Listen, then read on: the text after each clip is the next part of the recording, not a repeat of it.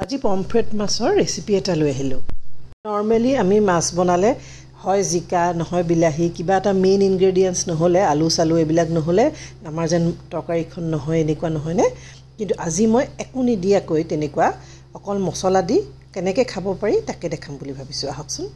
এনেকৈ হালধি নিমখ অকণমান জলকীয়া গুড়া অলপ মিঠাতেল দি পেলাই মাছখিনি মেৰিনেট কৰি ল'লোঁ 10-15 মিনিটমান এনেকৈ থৈ তাৰপিছত ভাজি ল'ম।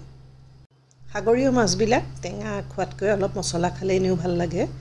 আপোনালোকে জানো কেনেকৈ খাই ভাল পায় কমেণ্ট কৰিবচোন। ননষ্টিক কেৰাহীখনকে ল'লোঁ কাৰণ মাছকেইটা লাগি যাব পাৰে বুলি। লোহাৰ কেৰাহী হ'লেতো ভালেই। এতিয়া তেলখিনি গৰম হোৱাত এটা এটাকৈ দি পেলাই লুটিয়াই পুটিয়াই ভাজি ল'লোঁ এনেকৈ। এতিয়া সেইখিনি তেলতে জিৰা কেইটামান ফোৰণ দিলোঁ, শুকান জলকীয়া এটা ছিঙি দিলোঁ আৰু ভাজি ল'লোঁ। এটা ডাঙৰ পিঁয়াজ পিচি ল'লোঁ। আপুনি আঞ্জাখন যিমানখিনি জোল কৰিম বুলি ভাবে সেই আন্দাজতে পিঁয়াজটো দিব। মোৰ বহুত বেছি জোল কৰা নাই গতিকে এটা পিঁয়াজে দিছোঁ আৰু আদা নহৰু জলকীয়া এটা পিচি এনেকৈ পেষ্ট কৰি ল'লোঁ। সেইখিনি দি পেলাই এতিয়া ভাজি আছোঁ। অকণমান কেঁচা গোন্ধ যোৱালৈকে ভালকৈ ভাজিম। এতিয়া হালধি দিলোঁ।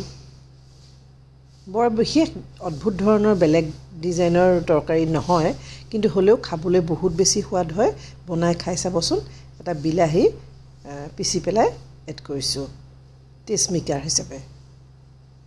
গোটেইবিলাক বস্তু দি আছোঁ আৰু খুব ধুনীয়াকৈ ভাজি আছোঁ তেল ওলাই যোৱালৈকে। এতিয়া জিৰা গুড়ি দিলোঁ, ধনিয়া গুড়ি দিলোঁ, অকণমান জলকীয়া গুড়িও দিলোঁ আৰু ভালকৈ ভাজি পেলাইছোঁ। আপুনি মছলাটো আপোনাৰ তৰকাৰীখন যিমানখিনি দিয়ে সেই আন্দাজতে দিব লাগিব, কাৰণ নহ'লে কম বেছি হ'ব পাৰে।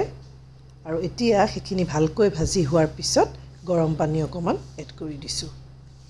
আকৌ অলপ ভালকৈ ভাজিছোঁ। সোৱাদ অনুসৰি দিছোঁ নিমখ, কাৰণ মছলাই যেতিয়া ইয়াৰ মেইন বস্তু।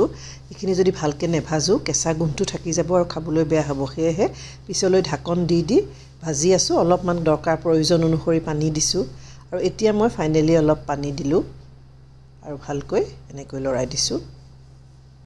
যিসকলে জ্বলা খাই ভাল পায় তেওঁলোকে জ্বলা অকণমান সৰহকৈ দিব, নহ'লে নিজৰ জোখত দি ল'ব। ফ্ৰিজটো খুলি চাই কেতিয়াবা জিকা বিলাহী এইবিলাক নাথাকিলে, আলু নাথাকিলে মাছটো কিহেৰে খাম যেন লাগে নহয়, তেতিয়া এনেকৈ বনাই খাই চাব। আৰু এতিয়া চাওক ভাজি থোৱা মাছখিনি মই এনেকৈ দি দিলোঁ, অকণমান ভালকৈ উতলিবলৈ দিলোঁ। খুব সুন্দৰ এটা গ্ৰেভিৰে মাছটো ৰেডি হৈ গ'ল।